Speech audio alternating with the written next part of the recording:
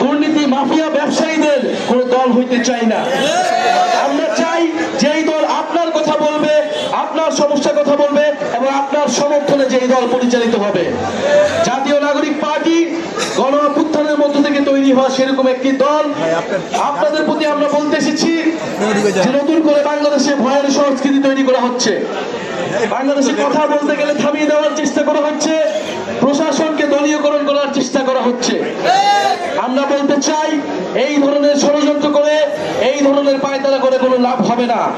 বাংলাদেশের ছাত্র জনতা রাজপথে নেমেছে, রক্ত দিয়েছে, আবারও রাজপথে নামার জন্য প্রস্তুত রয়েছে। কিন্তু আমরা বারবার রাজপথে নামতে চাই না। আমরা দেশের ভিতরে বিভাজন চাই না।